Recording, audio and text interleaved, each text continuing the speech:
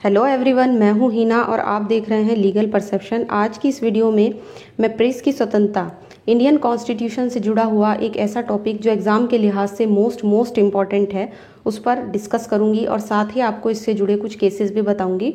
Press की स्वतंत्रता यानी फ्रीडम ऑफ प्रेस एक ऐसा टॉपिक है जो एग्ज़ाम में आपसे कभी कभी लॉन्ग क्वेश्चन के रूप में और कभी कभी शॉर्ट क्वेश्चन के रूप में भी आ जाता है। जब भी आपसे ये लॉन्ग क्वेश्चन के रूप में पूछा जाता है तो आपको इस पे कुछ केसेस लिखने होते हैं, और साथ ही जब ये शॉर्ट क्वेश्चन के रूप में पूछा जाता है तो सिर्फ आपको इसे शॉर्ट में बताना होता है। आगे बढ़ने से पहले मैं आपको बताना चाहूँगी कि अगर आप इस वीडियो लेक्चर के नोट्स लेना चाहते हैं तो आप टेलीग्राम से ले सकते हैं, जिसका लिंक आपको डिस्क्रिप्शन में मिल जाएगा।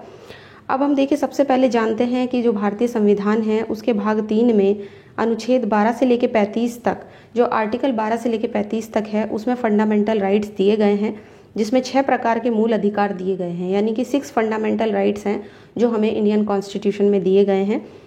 एक एक करके इनके बारे में हम जानेंगे। सबसे पहले आता है समानता का अधिकार, राइट टू इक्वलिटी, जो आर्टिकल 14 से लेकर 18 तक दिया गया है। इसके बाद है स्वतंत्रता का अधिकार, है ना, फ्रीडम, इसमें ये है आपका आर्टिकल 19 से लेकर 22 तक। शोषण के विरुद्ध अधिकार 23 और 24 में दिया गया है। धार्मिक स्वतंत्रता का अधिकार 25 से 28 तक दिया गया है। संस्कृति और शिक्षा संबंधी अधिकार 29 और 30 में दिए गए हैं। और इसके बाद आता है संवैधानिक उपचारों का अधिकार 32 से लेके 35 तक दिया गया है। तो इस तरह से ये 6 फंडामेंटल राइट्स जो हैं वो हमें भारतीय संविधान में दिए गए हैं। अब हम जान चुके, ये तो थोड़ा सा मैंने इंट्रो के रूप में आपको बताया है। अब सबसे पहले हम बात करते हैं आर्टिकल 19 की, जो देखिए वाक और अभिव्यक्ति की स्वतंत्रता हमें देता है, और इसमें 6 तरह के फ्रीडम जो हैं वो दिए गए हैं, और साथ ही इसमें नागरिक शब्द का प्रयोग हुआ है, ये भी जानना ज़रूरी है। कभी कभी एग्जाम में ऑब्जेक्टिव टाइप क्वेश्चन में यही आ जाता है कि जो आर्टिकल 19 है वो जो हमें स्वतंत्रता दे रहा है, फ्रीडम दे रहा है, क्या उसमें नागरिक शब्द है या व्यक्ति शब्द है। तो देखिए, यहाँ पे व्यक्ति शब्द का यूज़ नहीं है, यहाँ पे नागरिक वर्ड का यूज़ है। इसका मतलब ये है कि ये जो आर्टिकल है, इसमें जो हमें फ्रीडम मिले हैं वो भारतीय नागरिकों को ही दिए गए हैं, विदेशी को नहीं।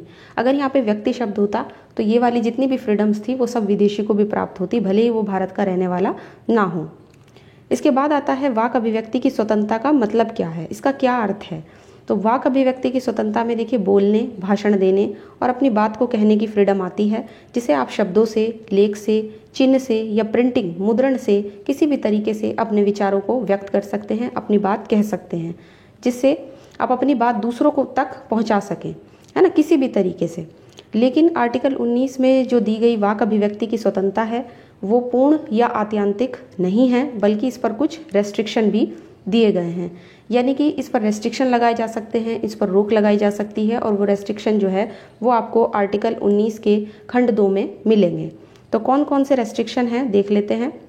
सबसे पहले आता है राज्य की सुरक्षा, यानी अगर स्टेट की सिक्योरिटी से संबंधित कोई मामला है तो इस पर रोक लगाई जा सकती है। अगला है विदेशी राज्यों के साथ मैत्रीपूर्ण संबंध, लोक व्यवस्था, सदाचार या शिष्टाचार, न्यायालय की अवमानना, मानहानि, अपराध उद्दीपन, यानी किसी को अपराध करने के लिए उत्प्रेरित करने के लिए, और भारत की प्रभुता और अखंडता। यहाँ पे मैंने सिर्फ इनको नाम इनके डिस्कस किए हैं। मैंने आर्टिकल 19 पे एक अलग से सेपरेट वीडियो पहले ही बनाया हुआ है, अगर आपने वो वीडियो नहीं देखा है तो ज़रूर देखें, काफ़ी आपको हेल्पफुल हो जाएगा, क्योंकि मैंने उस वीडियो में इन सभी रेस्ट्रिक्शन को डिटेल में डिस्कस किया है। एग्जाम के लिहाज से आर्टिकल 19 बहुत ज़्यादा इंपॉर्टेंट है, इसलिए मैंने अलग से इस पर एक सेपरेट वीडियो बनाया है। इसके बाद अब हम आगे बढ़ते हैं और सबसे पहले देख लेते हैं कि अभिव्यक्ति की स्वतंत्रता में ही देखिए आपकी प्रेस की जो स्वतंत्रता है वो आती है, जो हमारी जो पॉलिटिकल फ्रीडम है, जो राजनीतिक स्वतंत्रता है, उसके लिए बहुत ज़रूरी है, क्योंकि आपने देखा होगा राजनीति वगैरह में भाषण बहुत ज़्यादा आपके मायने रखते हैं। तो राजनीतिक स्वतंत्रता के लिए बहुत ज़्यादा इंपॉर्टेंस इसकी है, और इसे भाषण और समाचार पत्रों से आप व्यक्त कर सकते हैं। आप भाषण देकर भी अपनी बात व्यक्त कर सकते हैं, आप न्यूज़पेपर से, किसी भी तरीके से अपनी बात को व्यक्त कर सकते हैं। अब हम प्रेस की स्वतंत्रता का अर्थ जानेंगे। प्रेस की स्वतंत्रता का मतलब क्या है। तो सरकार की परमिशन के बिना अपने विचारों को प्रकाशित करना, लेकिन शर्त यह है कि वो देश की साधारण विधि का उल्लंघन ना करे। अगर हम अपने विचार को पब्लिश करते हैं, अपने ओपिनियंस को पब्लिश करते हैं, वो भी सरकार की परमिशन के बिना, तो हम कर सकते हैं, क्योंकि वही हमारा फ्रीडम ऑफ प्रेस है। लेकिन देश में जो लॉ है, जो लॉ चल रहा है, उसके बिल्कुल उल्लंघन में वो नहीं होना चाहिए, उस लॉ को वो वायलेट ना करे। जब कोई विधि या कानून के विचारों के प्रकाशन पर मान लीजिए पूरा रोक लगा देती है, कोई लॉ ऐसा बना दिया जाता है, कोई कानून ऐसा बना दिया जाता है जो हमारे ओपिनियंस को पब्लिश करने पर पूरी रोक लगाती है, पूरी बाधा लगाती है, तो अनुच्छेद 19 में दी गई जितनी भी स्वतंत्रताएं हैं, चाहे वो फ्रीडम ऑफ प्रेस हो या कोई भी और फ्रीडम हो, उस पर रेस्ट्रिक्शन उस पर लगाती है, तो एक तरीके से उसका अतिक्रमण होगा। हमारे फ्रीडम ऑफ प्रेस पर रोक मानी जाएगी उसको, क्योंकि प्रेस की स्वतंत्रता किसी भी देश या राष्ट्र में अपने विचारों को अभिव्यक्त करने का एक बहुत अच्छा साधन है। और आर्टिकल 19 है, उसमें दी गई जो स्वतंत्रता है वो प्रेस की स्वतंत्रता के बिना बिल्कुल अधूरी है। अब हम प्रेस की स्वतंत्रता से जुड़े हुए, फ्रीडम ऑफ प्रेस से जुड़े कुछ केसेस देखेंगे। एग्जाम के लिहाज से बहुत ही इंपॉर्टेंट केसेस हैं। सबसे पहले आता है प्रभुदत्त बनाम भारत संघ का केस। इस मामले में कहा गया कि प्रेस की स्वतंत्रता में सूचनाओं और समाचारों को जानने का अधिकार भी शामिल है। यानी कि जो फ्रीडम ऑफ प्रेस है, वो जो भी नोटिसेज हैं वगैरह और समाचार जो निकलते वगैरह हैं, जो न्यूज़ होती हैं, उसमें ये सब जानने का अधिकार भी आपका शामिल है। बस इस केस में इतना ही कहा गया। वैसे एग्जाम के लिहाज से थोड़ा इंपॉर्टेंट केस है, इसलिए बस जो मेन बात, जो मुख्य बात इसमें कही गई थी, वही यहाँ पर लिखी गई है। इसके बाद अगला केस आता है ब्रजभूषण बनाम दिल्ली राज्य का केस। ये एग्जाम के लिहाज से मोस्ट इंपॉर्टेंट केस है। 1950 का केस है ये। और इसमें देखिए, प्रेस की स्वतंत्रता पर पूर्ण अवरोध की संवैधानिकता का प्रश्न सबसे पहले सुप्रीम कोर्ट के सामने आता है। यानी कि जो प्रेस की स्वतंत्रता है, जो फ्रीडम ऑफ प्रेस है, अगर उस पर पूरा रेस्ट्रिक्शन लगा दिया जाए तो वो रेस्ट्रिक्शन संवैधानिक है या नहीं, ये सबसे पहले प्रश्न आया सुप्रीम कोर्ट के सामने इस केस के माध्यम से। इसमें क्या होता है, थोड़े से फैक्ट जान लेते हैं, क्योंकि एग्जाम के लिहाज से मोस्ट इंपॉर्टेंट केस है। पूर्वी पंजाब जन सुरक्षा अधिनियम 1947, इसकी धारा 7 के तहत दिल्ली में एक समाचार पत्र निकलता है जो साप्ताहिक था, मतलब सप्ताह में निकलता था। उसके खिलाफ एक ऑर्डर जारी हुआ जिसमें कहा गया कि उस पत्र के, यानी वो जो न्यूज़पेपर था, उसका जो भी मुद्रक है, जो प्रकाशक है, जो संपादक है, उनको सांप्रदायिक मामलों से संबंधित सूचनाओं को सरकार की परमिशन से ही छापना होगा। सुप्रीम कोर्ट ने क्या किया कि इस ऑर्डर को असंवैधानिक माना, क्योंकि इससे समाचार पर, जो समाचार पत्र था, जो न्यूज़पेपर था, उस पर पूरा अवरोध लग रहा था। ये प्रेस की स्वतंत्रता पर अनुचित निर्बंधन था, यानी कि गलत तरीके का रेस्ट्रिक्शन था। कहा गया था ये कि अगर वो किसी भी तरह का, किसी मतलब न्यूज़पेपर में, उस ऑर्डर के तहत ये कहा गया था कि अगर न्यूज़पेपर में कोई भी सांप्रदायिक बात छपती है, यानी कि जो दंगों वगैरह से रिलेटेड है, तो उन्हें पहले सरकार की परमिशन लेनी होगी। जो प्रकाशक वगैरह थे, जो पब्लिशर वगैरह थे, उनको पहले सरकार की परमिशन लेनी होगी। अगर वो बिना गवर्नमेंट की परमिशन के उस चीज़ को छापते हैं तो वो गलत होगा, है ना, एक तरीके से उनको पनिश किया जाएगा। तो यहाँ पे कोर्ट ने कहा कि इस तरह का रेस्ट्रिक्शन लगा देना एक तरीके से जो प्रेस की स्वतंत्रता है उस पर पूरा जो है वो निर्बंधन माना जाएगा, एक अवरोध माना जाएगा। और उस ऑर्डर को सुप्रीम कोर्ट ने नामंजूर कर दिया और उसको अनुचित निर्बंधन बताया, गलत रेस्ट्रिक्शन बताया। इसके बाद आता है रोमेश थापर बनाम मद्रास राज्य का केस। 1950 का केस है।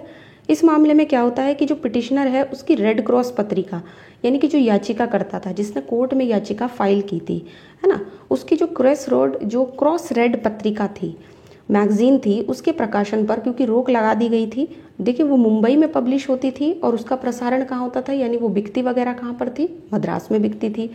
कोर्ट ने क्या कहा कि इस अवरोध को अविधिमान्य घोषित किया, क्योंकि प्रसारण की स्वतंत्रता के बिना प्रकाशन की स्वतंत्रता का कोई महत्व नहीं है। यानी कि जब आप किसी चीज़ को पब्लिश करते हैं, जब आप उसे दूसरों तक पहुंचा ही नहीं सकते, तो फिर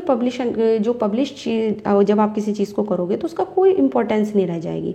आप पब्लिश तो कर रहे हैं उस चीज़ को, लेकिन वो दूसरों तक पहुंच नहीं रही है, तो उसका कोई महत्व नहीं रह जाएगा, है ना। कोर्ट ने इस मामले में ये कहा। तो एक तरीके से क्रॉस रेड पत्रिका के प्रकाशन पर रोक लगा दी गई थी कि ताकि उसे, जो पब्लिश हो रही थी मुंबई में, और ताकि उसका मद्रास में प्रसारण ना हो सके, लोगों तक उसको पहुंचाया ना जा सके। तो कोर्ट ने इस रेस्ट्रिक्शन को, इस बाधा को गलत माना। इसके बाद आता है वीरेंद्र बनाम पंजाब राज्य का केस। 1957 का ये केस है। इस केस में देखिए क्या कहा गया। सुप्रीम कोर्ट ने कहा कि किसी भी समाचार पत्र को तत्कालीन महत्व के विषय पर अपने विचार प्रकाशित करने से यानी कि करने से रोकना वाक अभिव्यक्ति की स्वतंत्रता पर एक गंभीर अतिक्रमण है। तत्कालीन महत्व का विषय, यानी कि जो भी करंट में इशू चल रहा है, टॉपिक चल रहा है, अगर उस पर कोई व्यक्ति अपने विचार व्यक्त करता है और उसको रोका जाता है तो उससे वाक अभिव्यक्ति की जो स्वतंत्रता है, जो है ना, अपनी बात को दूसरों तक कहने का जो फ्रीडम है, अपनी बात कहना है, उस पर अगर कोई रोक लगाता है तो वो एक गंभीर अतिक्रमण माना जाएगा वाक अभिव्यक्ति की स्वतंत्रता पर। इसके बाद आता है साकल पेपर्स लिमिटेड बनाम भारत संघ का केस। ये 1962 का केस है, ये भी मोस्ट इम्पॉर्टेंट केस है। और इस मामले में जो दैनिक समाचार पत्र था, इसके थोड़े फैक्ट हम देखेंगे यहाँ पर। दैनिक समाचार पत्र कीमत और पृष्ठ आदेश 1960 के द्वारा अखबारों के जो पेजेस की जो मैक्सिमम संख्या थी, है ना, और साथ ही साथ उनकी जो कीमत थी वो निर्धारित कर दी गई थी। ऑर्डर को इस आधार पर चुनौती दी गई, है ना, किस आधार पर चुनौती दी गई कि वो प्रेस की जो स्वतंत्रता है, फ्रीडम ऑफ प्रेस है, उसको आघात पहुंचाता है। ये निर्णय हुआ कि ऐसी कोई भी जो विधि है जो समाचार पत्रों के माध्यम से विचार के प्रसारण को किसी भी ढंग से कम करती है, वो आर्टिकल 19 जो 1 है उसका अतिक्रमण करती है और उसको अवैध घोषित किया जा सकता है। यानी कि यहाँ पे दैनिक समाचार पत्र के लिए जो ऑर्डर निकला था 1960 में, जिसने मैक्सिमम पेजेस की संख्या तय कर दी, है ना, उनकी कीमत तय कर दी, उसको चुनौती दी गई थी और प्रेस की स्वतंत्रता पर इसको आघात माना गया और कोर्ट ने उस ऑर्डर को अवैध माना, उसको अवैध घोषित कर दिया कि ये गलत है कि आप किसी भी न्यूज़पेपर के लिए पेजेस की संख्या को निर्धारित कर दो या उनकी कीमत निर्धारित कर दो। इसके बाद आता है Bennett Coleman and Company Limited का case versus Union of India, 1973 का केस है। इस मामले में देखिए अखबारी कागज़ नीति निकलती है, उससे भी अखबारी कागज़ के जो पेजेस हैं उनकी मैक्सिमम संख्या 10 तक तय की जाती है, यानी कि 10 उसमें पेजेस होंगे किसी भी न्यूज़पेपर में, ये तय कर दिया गया।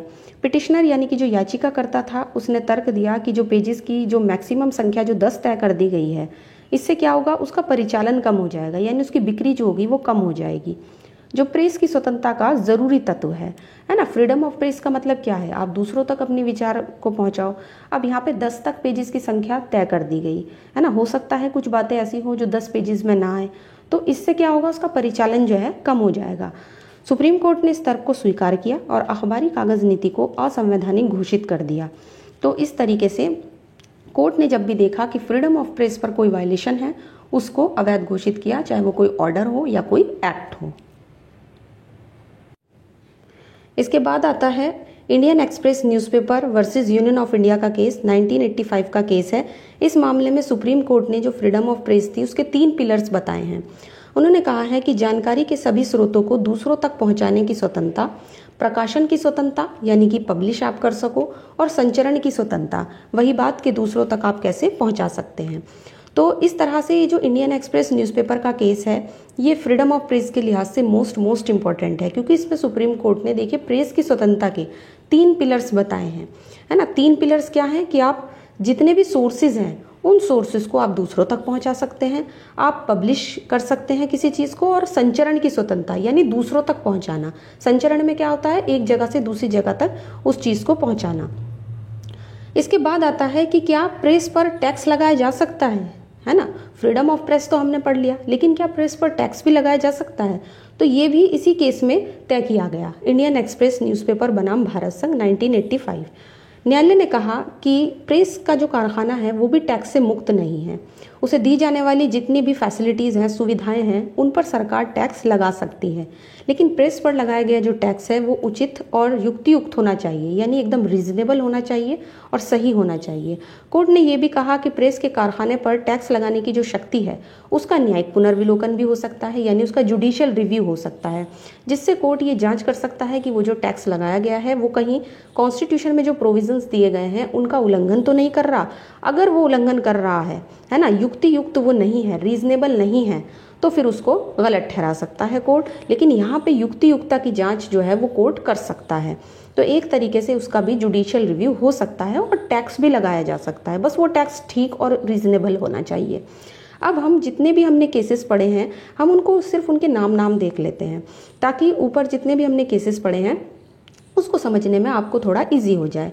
तो सबसे पहले देखिए शॉर्ट में देखते हैं। पहला केस था हमारा प्रभुदत्त बनाम भारत संघ का केस, उसके बाद था ब्रजभूषण बनाम दिल्ली राज्य का केस, तीसरा केस था रोमेश थापर बनाम मद्रास राज्य, इसके बाद वीरेंद्र बनाम पंजाब राज्य, साकल पेपर्स लिमिटेड बनाम भारत संघ, Bennett Coleman and Company limited बनाम भारत संघ, और सबसे लास्ट में था इंडियन एक्सप्रेस न्यूज़पेपर बनाम भारत संघ।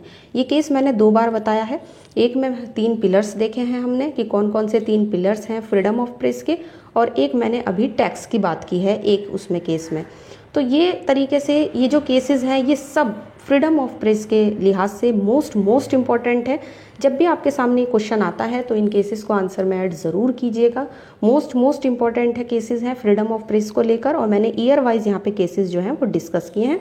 और जैसा कि मैंने स्टार्टिंग में ही आपको बताया था कि अगर आप इस वीडियो लेक्चर के नोट्स लेना चाहते हैं तो आप टेलीग्राम से ले सकते हैं, जिसका लिंक आपको डिस्क्रिप्शन में मिल जाएगा। और साथ ही मैं ये आशा करती हूँ कि वीडियो आपको पसंद आया होगा, और वीडियो अगर आपको पसंद आया है तो वीडियो को लाइक कीजिए, शेयर कीजिए और चैनल को सब्सक्राइब करना मत भूलिए।